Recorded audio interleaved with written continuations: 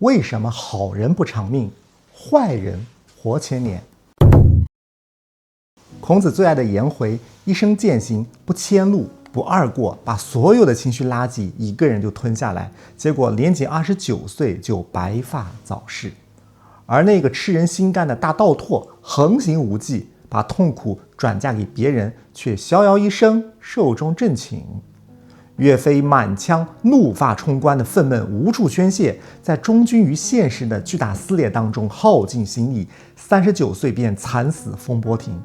但是奸臣秦桧一心只求荣华，极度自洽，坏得心安理得，活到了65岁善终。才高八斗的贾谊，仅仅因为梁怀王坠马这件事情，就陷入无限内疚，33岁把自己活活抑郁死了。反观司马懿，熬死曹家3代，受尽羞辱时像乌龟一样忍而不怒，屠杀政敌时像饿狼一样狠绝果断，绝不内耗，活到了72岁高寿。有人说，天理何在？再看看我们现在所处的时代，好人的生存土壤已经彻底变了。在过去，我们的父辈生活在一个熟人生活当中，村头到村尾大家都认识，你做一个好人，你忍让一下，你吃个亏，大家都看在眼里。口碑是一个人的资产，谁家有事了，大家会帮帮你。在这样一种系统当中，善良是可以被变现的，是可以换来安全感和回报的。但是今天呢，我们生活在一个原子化的陌生人的社会当中，我们每天面对的是地铁当中素不相识的路人，是写字楼里勾心斗角，明天还是不知道是自己同事的那些人，是网络上只会敲键盘的喷子。你的吃亏不再能换来福报，只能换来变本加厉的索取。社会学家把这种现象称为好人红利的消失。所以如果我们还抱着旧时代的习惯，试图用卑微的顺从去换取在现在这个时代的安宁，那恐怕会被别人收割。如果你们身边有做医生的朋友，特别是肿瘤科或者是风湿免疫科的医生，你可以跟他们聊聊看，在你们接触的重症患者当中啊，这些性格特别好、特别隐忍的人多吗？在世界著名的姑息治疗专家、畅销书《身体从未忘记》的作者加伯马泰医生的临床记录当中，他就发现啊，这些有肌萎缩侧索硬化症，就是渐冻症，包括恶性肿瘤以及严重自身免疫系统疾病，比方说红斑狼疮的患者，他们的人格画像有一些高度重合。医学界呢，给这种性格就起了一个名字，叫做 C 型人格，简称就是癌症倾向人格。这样的人格它有几类画像。第一种画像啊，往往是一种母亲一辈子在为家里面操劳，丈夫暴躁，动不动骂人，从来不回嘴，只是默默流泪，然后转身去厨房做饭。孩子不听话，或者是公婆刁难，总是说哎呀没事没事呀，家和万事兴。周围人夸他呀，说你真是贤妻良母，你脾气真好。你会发现，这样的母亲就是一个情绪垃圾桶，无声地接纳了家里所有的这些情绪垃圾。结果呢，往往是可能50岁刚过，退休生活还刚开始，就查出了这个癌那个癌。就算到了病床上，还担心我住院了，这个老头子没人做饭怎么办？你看，大家就感叹，这样的好人怎么命运不公呢？但是从医学的角度来看，可能是一种必然哦，因为他的委屈痛苦不允许释放，只能向内攻击自己。第二类呢，是职场上的一些便利贴的好人。你会发现有一些公司里的老好人，公司的同事说，哎呀，你帮个忙吧，顺带手帮我做个什么表，明明自己忙得要死，还是说，哎呀，行行行。老板下班前甩给他一个活，明明马上要下班了，又不敢拒绝，心里面很不爽，但是嘴巴上说收到，马上干。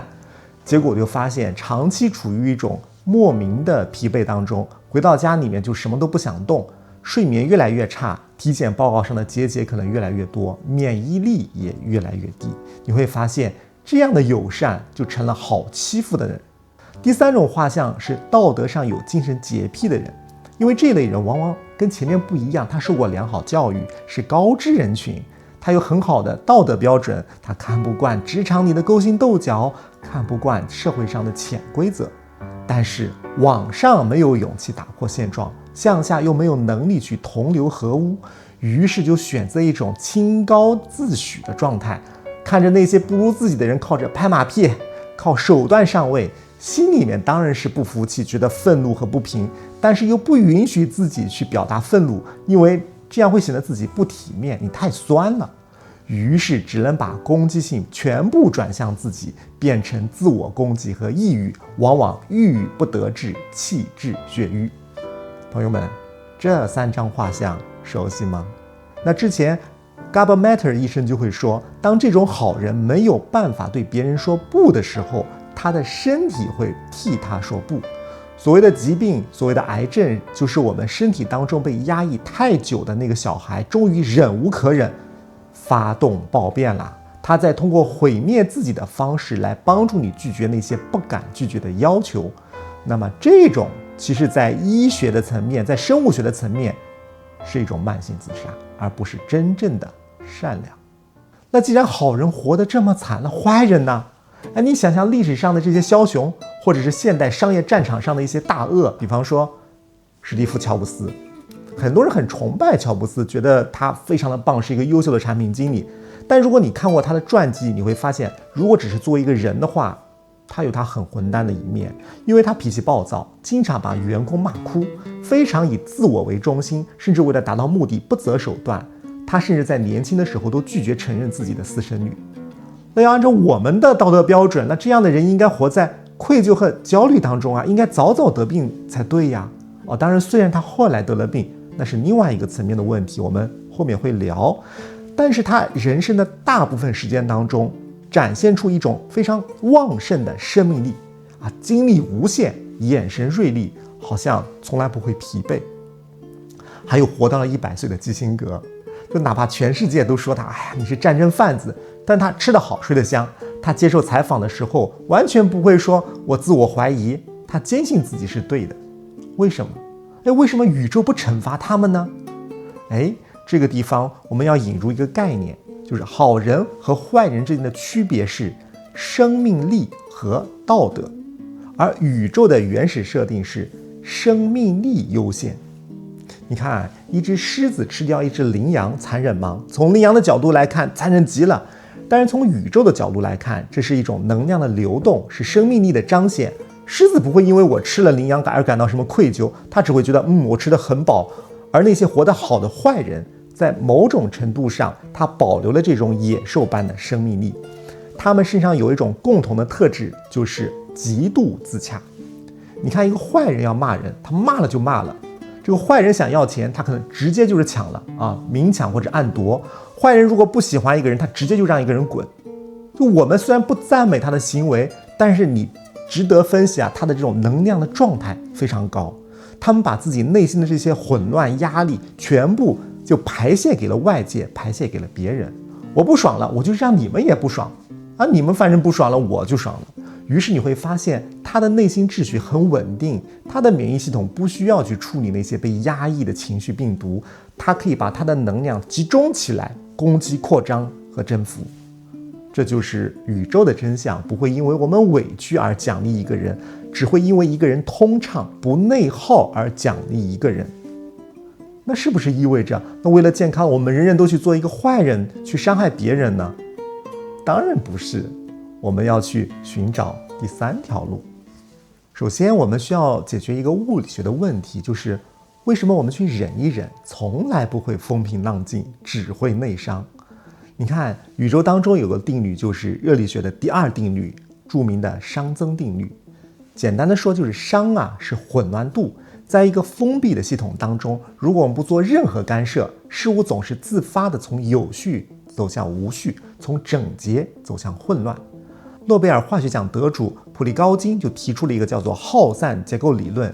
他就说呢，生命是通过不断的和外界交换物质和能量，把体内的熵这种混乱排出去，从而维持自己的负熵有序性。简单的说活着就是一个不断排毒的过程。那现在我们把这个模型套用到好人和坏人身上，你会发现坏人是一个典型的开放系统。他遇到让他不爽的事情，他的第一反应可能是大吼大叫、拍桌子，把责任都推给别人。他在攻击。那么从物理的视角来看，实际上他在完成一次熵的转移，他通过这种行为把体内混乱的这种耗散扩展到外界，扔给了你。那么于是他就很爽，他的内部系统恢复了有序，他的血压下降，他的心跳平稳了。而 C 型好人是一个孤立系统，当老板骂了他，亲戚占了他的便宜，他的体内出现巨大的这种情绪伤，愤怒、委屈等等，而这个能量本来可以向外去发射，但是被自我压抑了，于是这种巨大的混乱的能量被锁在自己的身体里面，向内攻击。这就是为什么好多人啊，特别是好人觉得胸口堵、胃痛、头痛，就是这种高浓度的这种混乱，就是熵在人体的器官当中破坏我们原有有序的细胞结构。从这个层面上来说的话，忍耐这个词在物理学上等同于囤积垃圾。那在化学层面呢？很多朋友可能看过这张图，就是霍金斯能量层级图。有的人把它当玄学看，说，哎，这是什么能量的、什么灵魂的频率？但是牧羊今天要带你去祛魅，用我们的生物化学来翻译一下。你先看看图的最下方，能量值20是羞愧，能量值30是内疚。这是很多烂好人常住的区域。当我们觉得拒绝别人很抱歉的时候，当我觉得自己做得不够好的时候，我们就在这个地方。你会发现在这个层面上对应的是高浓度的皮质醇加上乙酰胆碱的异常分泌，我们的身体会处于一种叫做背侧迷走神经主导的状态，这是一种假死态。也就是说，当动物遇到了天敌跑不掉的时候的那种将死反应，它会导致我们的代谢降低，免疫系统被全面抑制，整个人的能量塌陷。好，我们再往上面看，比方说欲望能量125，愤怒能量150，这是很多坏人或者野心家常住的区域。虽然在灵性的角度来看仍然是负面能量，但是在生物学上它代表着一种肾上腺素和多巴胺的飙升，我们的身体会处于一种交感神经主导的战斗或者逃跑的状态。你会发现内疚这种好人模式，它是一种自我攻击，而愤怒这种坏人模式，它是一种能量爆发向外攻击。从生命的视角来看，150分的愤怒是绝对好于30分的内疚的。当然，我们不是说一定要去愤怒，而是说我们不需要停在内疚之中。因为愤怒不是终点，但允许愤怒起码可以帮助我们从死水潭当中跳出来。那么接下来我们可以看看心理神经免疫学的相关视角，这是目前现代医学最前沿的学科之一，它打通了情绪和疾病之间的壁垒。它的研究就发现呢，我们的每一个念头都在重塑我们的免疫细胞。好人是怎么把自己憋出癌症来的？那么 PNI 就给出了3条清晰的路径。第一条我们之前聊过，是 HPA 轴的过载，也就是说从下丘脑到垂体到肾上腺轴是我们的身体压力调节中枢。当我们选择隐忍的时候，大脑并没有真的放松，它仍然判定威胁存在，于是我们的 HPA 轴被长期被迫源源不断的分泌皮质醇，它会烧坏我们的海马体，导致我们的记忆力下降，它会导致胰岛素的抵抗，引发糖尿病，而且它甚至可能让我们的免疫大军出问题。第二条路径是我们的 NK 细胞被沉没。我们的体内有一支特种部队，叫做自然杀伤细胞 NK cells， 它们是癌症的克星，专门负责巡逻，发现变异的癌细胞就直接干掉。我们人体内每天都会产生几个癌细胞，但是只要 NK 细胞给力的话，我们根本不会得癌症。但是研究就发现，压抑的情绪，特别是无法表达的愤怒，会直接麻痹 NK 细胞，于是癌细胞大摇大摆的扩建，就建立了这种肿瘤血管，而免疫系统可能在旁边呼呼大睡。这是好人得癌最直接的一种微观机制。第3条就是端粒的效应，这是诺贝尔生理学得主伊丽莎白·布莱特本发现，我们染色体末端的端粒是寿命的倒计时钟，端粒越短，细胞呢就越早衰老死亡。那什么东西最杀端粒呢？不是我们通常意义上认为的熬夜吃这种糖多的东西，而是无法掌控的心理压力。对于 C 型好人来说，我们总是在满足别人的期待，而对自己的生活缺少掌控，这种无助感会加速磨损我们的端粒。也就是说啊，不要看看说违心的只说了一句“哎呀，老板好的”，它不仅仅是情绪问题，它真的在物理层面是折寿的。好，聊到这里，我们需要去探寻，那我们该如何摆脱困境？那第3条路怎么走呢？首先，我们要请出尼采，他在100多年前就指出了我们现代好人的通病。他在《道德的谱系》当中提了一个概念，叫做奴隶道德。这个尼采说呀，好多人所说的这个善良不是美德，是一种无能的伪装。请你诚实地问问自己，我不去攻击你，是因为我慈悲，还是因为我不敢攻击你？我不去争取利益，是因为我淡泊名利，还是因为我抢不过你？我不去拒绝那个无理的要求，是因为我大度，还是因为我恐惧被孤立？如果是后者，对不起，你的善良在尼采的眼里面只是奴隶的狡猾。奴隶因为无法反抗主人，所以发明了一整套道德体系来安慰自己。虽然我弱小，但我善良呀；虽然你强大，但是你邪恶呀。那么这套逻辑最大的问题在于，它滋生了一种情绪，叫做怨恨。你会发现，好人的潜意识当中往往潜藏着巨大的怨恨。我都这么忍让了，为什么世界还不奖励我？为什么那个坏人还活得那么好？霍金斯的能量图谱当中，怨恨是30分的低频能量，接近内疚。于是我们表面看上去在行善，但是宇宙接收到我们的信号是怨恨，于是宇宙会回馈给我们仍然是低频的痛苦和疾病。这就是为什么好多好人觉得天道不公。天道很公，天道从来不看人的演技、表面行为，他只看我们的实际的频率，就是你的发心。而真正的强者就是尼采所说的超人，他的善叫主人道德。主人道德是说呀，我有能力伤害你，我有能力抢走你的东西，但我选择不这么做。那么这种基于选择权的善才是真正的高能量。心理学大师荣格又进一步说，与其做一个好人，我宁愿做一个完整的人。因为荣格发现每个人的心理结构当中都有一个阴影，这里面当中藏着我们不被社会允许的特质，比方说自私、贪婪、愤怒、攻击性、性欲。我们从小到大为了做一个好孩子，我们拼命的把这些东西压进潜意识当中，锁死，假装不存在。我们以为只要切除了这些恶，我们就纯洁了。结果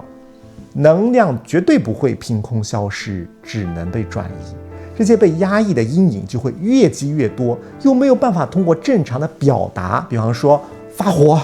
拒绝、争取来释放，它就一定要找其他的出口。比方说投射，你会莫名其妙的讨厌某种人，因为他活出了你不敢活的那种部分。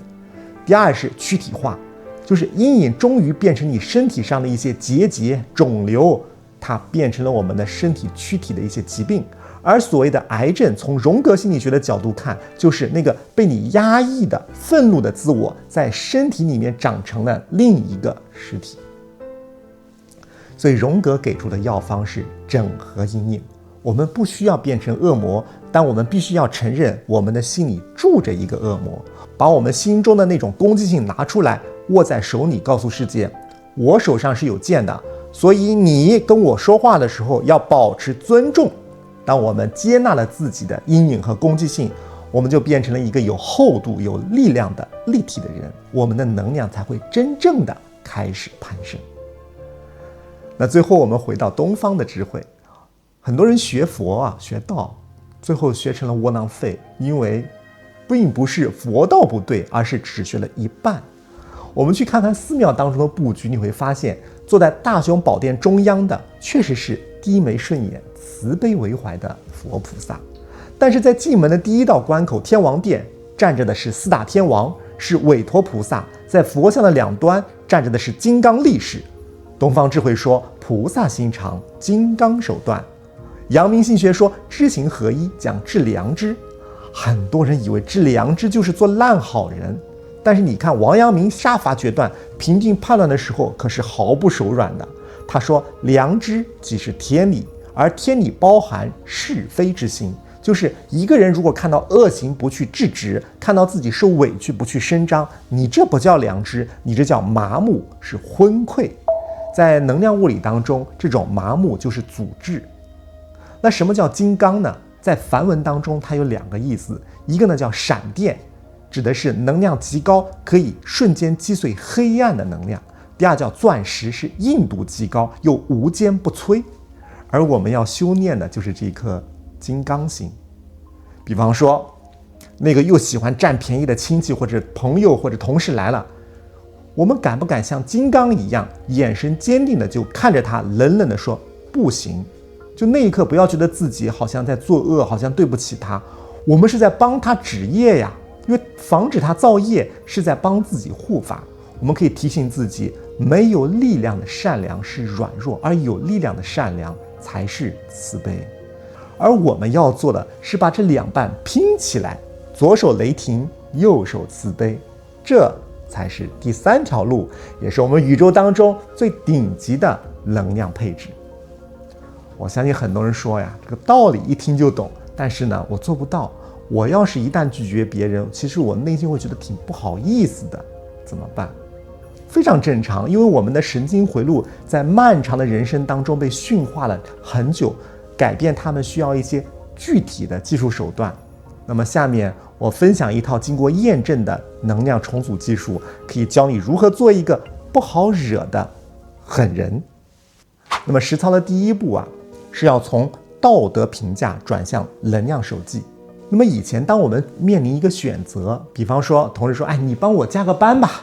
我们的大脑可能会弹出一个对话框， A 选择叫做答应啊，这个系统判定就是好人。那么选项 B 叫拒绝，系统判定你就是一个坏人。那么为了不当坏人，我们只能选 A。那么从今天开始，你假想这个对话框再出现，我要你把这个对话框给删掉，换成一张叫能量损益表。你要把自己当做一家公司，注意是你这个个体，你的个人能量就是你这家公司的现金流。每次做决定之前，你要问自己3个问题：请问这一笔交易，我这家公司是赚了还是亏了？如果我帮他，我们这家公司要消耗50点能量，因为我不情愿嘛，他只会回报我一声轻飘飘的谢谢，那就价值1，那我就亏了49个点，这就是一笔烂账。长此以往，我这家公司得破产。那这就不是投资，而是被别人抢劫。那么如果我帮他是因为我也喜欢他，可能这是换未来的合作，这是能量投资可以做。但如果我帮他是因为我不敢拒绝，那我就被他抢掉了，哪怕只被抢掉1块钱，那也是抢劫，必须止损。第二是我的股东，我们的身体是我们的这家公司的股东，他同意吗？我们摸摸自己的胸口，听听自己的声音。如果我要答应这件事情，我身体都已经觉得不舒服了，胸口都变紧了，就说明我们的大股东在投反对票。在大股东投反对票的情况下，如果强行签约，那就是要付出代价的。因为宇宙就像一家银行家，他不看好人卡的公司名，只看你们这家公司的具体的财务数据。如果报表全是红色的赤字，就代表着那你就得启动破产清算程序了，那你就得生病啊。所以守住自己的能量也是保护自己的性命。那有了我们新的认知，怎么落地呢？对于习惯了当软柿子的一些人来说，你直接让他掀桌子太难了。那我给你3把武器，可以由浅入深的找回我们的獠牙。第一招呢是物理隔离术，让子弹飞一会儿。你会发现烂好人最大的毛病就是反应太快，别人一张口提要求能不能帮帮我，这个还没有思考好，嘴巴就已经说好的。这是一种条件反射式的顺从，我们需要打破这样一种反射弧。我们从今天开始，不管谁向你提任何要求，我们强迫让自己闭嘴3秒钟，或者你实在做不到，你就用一个万能金句挡回去。我现在手头有点急事我晚一点回复你。你不要小看这几分钟或者几个小时，它会给我们留下一个缓冲区。这个时候我们的理性开始会回归，我们可以有足够的时间去计算我们的损益表。你会发现90%的情况下，你冷静下来后，你根本就不想答应。你这个时候你发一个消息给人家拒绝，你的心理负担会小得多。你会发现延迟回复是强者的特权，而秒回是奴仆的本能。第二招呢，是重塑我们的语言，把对不起踢出我们的对话。你会观察这些高能量的坏人或者领导者，他们很少说对不起3个字，而低能量的好人一天之内能说800遍对不起抱歉，哪怕别人撞了你，你都要说不好意思。这句口头禅它就像一个非常微小的诅咒，在不断的向我们的潜意识去暗示，我是卑微的，我是有错的，我是低人一等的。所以从今天起，我们可以做个实验，把所有的对不起全部替换成谢谢或者是沉默。迟到了，你不用说对不起我迟到了，而是说谢谢你的耐心等待。拒绝别人也用不着说对不起我答应不了你，而是说这个我做不了，闭嘴，不用解释。那么提出要求也不用说不好意思我打扰一下，直接说你好请问什么什么就提要求。当我们停止道歉的时候，你会发现你的身体也会不知不觉的挺直，你的能量场会从收缩的状态变成扩张的状态。我们要习惯一种理直气壮的存在感，我们不欠任何人的，我们光是站在此地本身就是合理的。第3招叫做微小的恶，这是一种脱敏训练，而且它也是非常非常核心的一步，就是要刻意的练习一点点的坏来给我们的心理脱敏。我们本周可以给自己布置一个作业，每天做一件让别人不爽但让自己很爽的小事。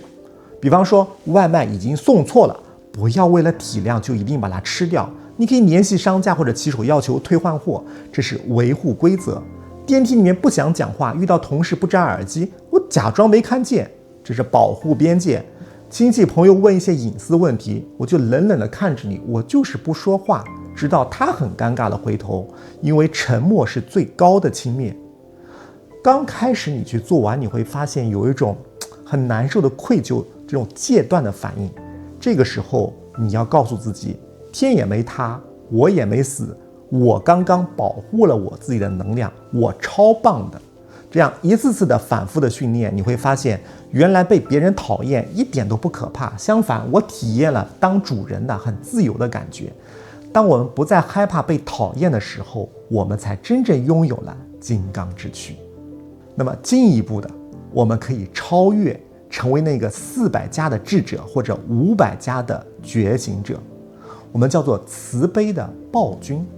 这个暴君啊，是指我们对自己的能量边界有铁一般的捍卫，任何试图来消耗我、打压我的人都会撞上一堵冰冷的墙，就是我的原则不可动摇，我绝不做圣母那好人。